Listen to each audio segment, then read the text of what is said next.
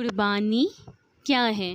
حضرت زید بن ارقم رضی اللہ عنہ سے روایت ہے، فرماتے ہیں کہ صحابہ کرام رضی اللہ عنہ نے عرض کیا، یا رسول اللہ صلی اللہ علیہ وآلہ وسلم، یہ قربانیاں کیا ہیں؟ فرمایا، تمہارے باپ حضرت ابراہیم علیہ السلام کی سنت یعنی ان کا طریقہ ہے۔ عرض کیا، یا رسول اللہ صلی اللہ علیہ وآلہ وسلم، ان میں ہمارے لیے کیا ہے؟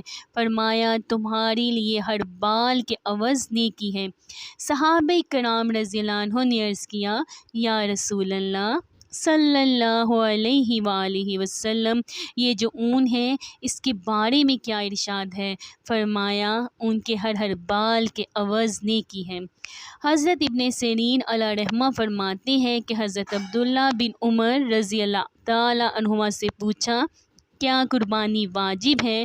تو انہوں نے فرمایا، رسول اللہ صلی اللہ علیہ وآلہ وسلم نے قربانی کی، اور آپ صلی اللہ علیہ وآلہ وسلم کی دنیا سے تشریف لے جانے کے بعد مسلمانوں نے اسے کیا، اور یہ سنت یعنی طریقہ جاری ہو گیا۔ اگر قربانی واجب نہ ہوتی تو حضرت عبداللہ بن عمر رضی اللہ تعالیٰ عنہما فرما دیتے کہ وہ واجب نہیں ہے۔